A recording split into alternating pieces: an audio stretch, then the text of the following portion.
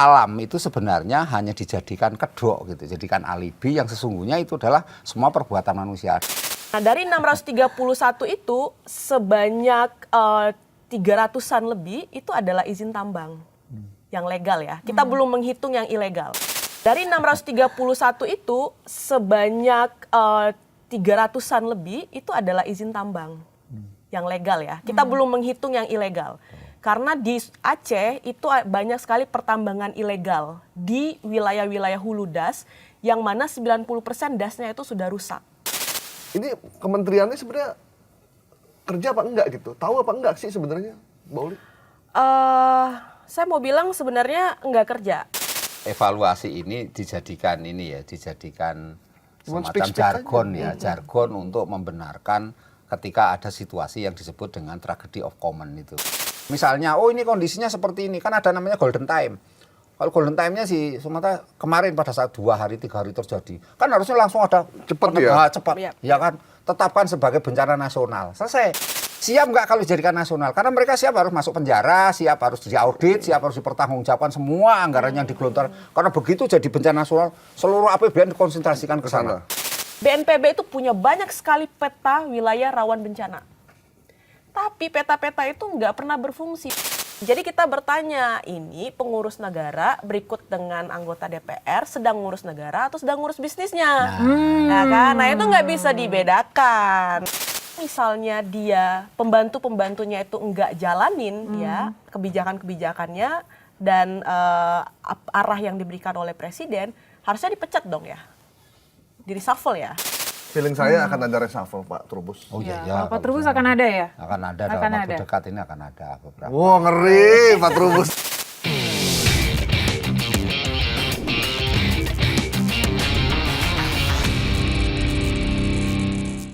Tapi kalau dari Pak Trubus sendiri menilai Pak, maksudnya ini menarik ya Mas ya kalau kita bahas lingkungan Indonesia ini kan luas banget dan maksudnya full of hutan Ada juga nggak dan lain. kita pernah lihat penjahat lingkungan diadili?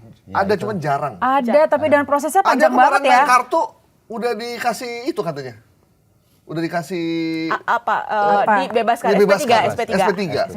SP3. Nah, itu gimana Pak Trubus? Ini akan berulang lagi nih. Saya yakin nih nanti 5 tahun ke depan begini lagi dan kita akan... Maksudnya kamu ini Mas Gaib lagi bicarain Menteri Kehutanan.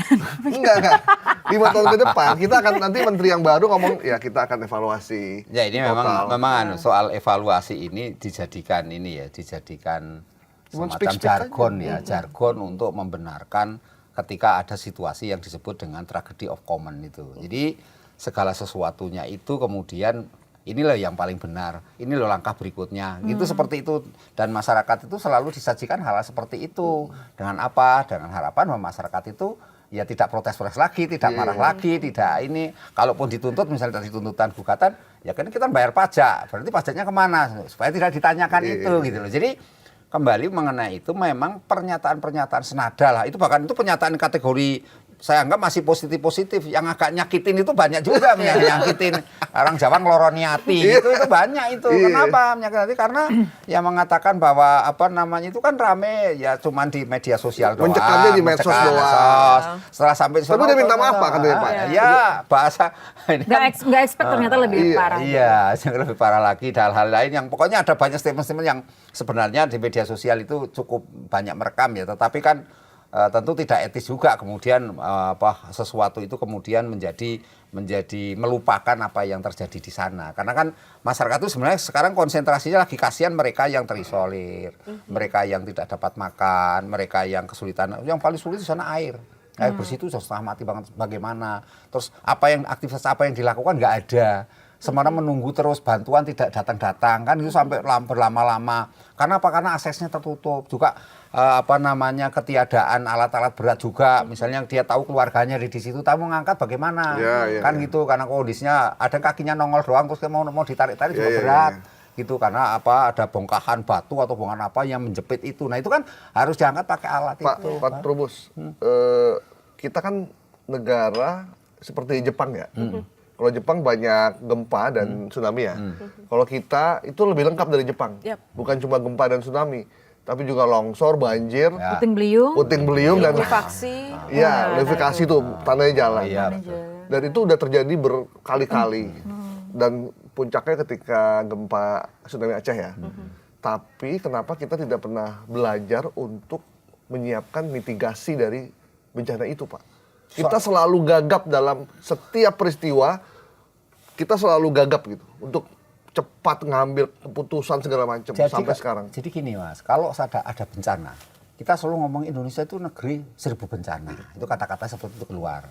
Tetapi ketika ada sesuatu misalnya perancangan mengenai APBN, perancangan mengenai anggaran, perancangan tentang pembangunan bagaimana itu tidak pernah disinggung lagi, tidak pernah muncul. Misalnya ini dalam rangka istilahnya ya tanggap darurat katakanlah berapa anggaran yang dibutuhkan misalnya. Kan jarang sekali diomong seperti itu. Yang ada karena kemarin ada pandemi Covid, selesai pandemi Covid terus coba lihat anggaran menurunnya itu banyak sekali, lama-lama dipangkas jadi tinggal sedikit.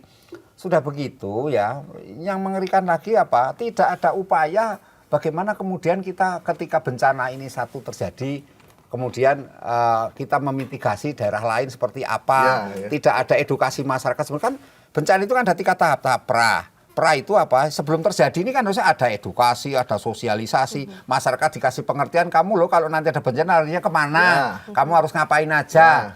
Ada daerah yang sudah paham seperti itu, contoh misalnya daerah Lumajang karena daerah Gunung Semeru suka meletus kan, masyarakat sudah paham itu. Yogyakarta itu ada Gunung Merapi, masyarakat sudah tahu kalau mau ada bencana, dia sudah ngerti. Tapi daerah lain nggak ada sama sekali, sama Sumatera Utara kaget kan sekarang semua, karena nggak menyangka benar nggak siap ya, benar nggak siap itu. Kemudian pada saat terjadi kejadian, itu masyarakat pada nonton bingung kok ada air begitu banyak, masyarakat itu bingung kan, jadi panik, bingung, ya cemas, kekhawatiran itu harus bagaimana lagi, seperti nggak berdaya sama sekali, kan nggak ada pengetahuan sama sekali, literasinya nol. Nah maka yang terjadi kemudian seperti ini dia pasrah, tak berdaya, jadi kayak patung jalan aja udah nggak ngerti apa yang harus dilakukan kan, kayak film mumi atau film zombie, jalan aja udah nggak ngerti. Nah itu yang terjadi. Kemudian ini pasca. Nah pasca ini sebenarnya kan ada 2, pasca mengenai rekonstruksi dan rehabilitasi. Rekonstruksi kita paling-paling ada udah dibangun aja bangunannya apa yang rusak, jembatan yang ini dianggarkan ini, gitu aja sudah. Nah kemudian ada rehabilitasi masyarakatnya, misalnya harus seperti apa, mereka yang stres dikasih konseling lah ininya ini. Tapi misalnya rumahnya dibangun kembali tapi dari tempat ini kerjanya hasil pokoknya mata pencahariannya lah, tempat sehari jauh ya. Balik lagi ke situ lagi kan, pada akhirnya banyak yang balik di rumah yang itu balik lagi. Tetapi kan persoalannya gini Mas, ini yang ruwet juga. Selalu kepemimpinan kita itu hanya berjalan 5 tahun, berganti lagi. Tidak pernah berpikir ini ada kepemimpinan, kan sangat jarang yang namanya keberlanjutan, kontinuitas itu sangat ini. Padahal dalam kebijakan publik itu selain efektif, efisien, keberlanjutan. Tapi kan kita untuk mengatakan keberlanjutan mesti ujung-ujungnya itu bagian dari seperti sekarang. Pak Prabowo dikatakan begini-begini karena keberlanjutan dari sebelumnya Mulyono. Apa kan itu bahasanya kan seperti itu. Sehingga kritiknya menjadi tidak membangun konstruksi. Memang masyarakat kita jadi seperti itu yang terjadi. Maka ketika bencana ini ada, sebenarnya memang tinggal bagaimana. Satu yang paling penting itu sebenarnya anggaran. Asal anggaran itu ada, jalan yang kedua adalah bagaimana kebijakan itu dipertahankan. Misalnya, ini kondisinya seperti ini, kan ada namanya golden time.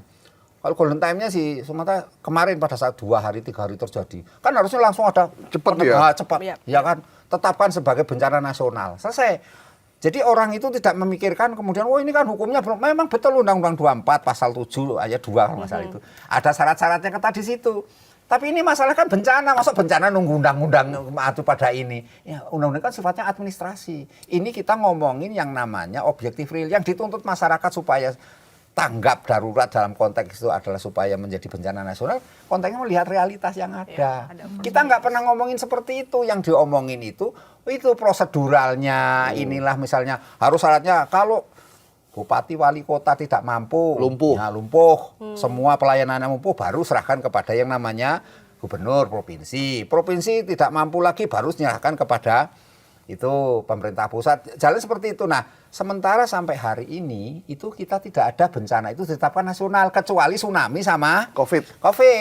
Yang lain itu di Yogyakarta meninggal berapa orang itu. Nah, ada kampung namanya Bambang Lipuro kalau itu hilang, nggak sama sekali nggak diketahui sampai hari ini. Itu 6.000 orang itu yang terhitung, yang nggak terhitung lebih banyak lagi. Tapi apakah menjadi bencana nasional? Tidak.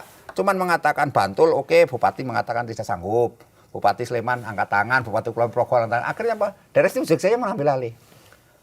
Gempa Cianjur, apa yang terjadi? Provinsi Jawa Barat yang menanggung itu semuanya. Kan seperti itu, yang terjadi di Palu juga begitu, di Lombok juga seperti itu.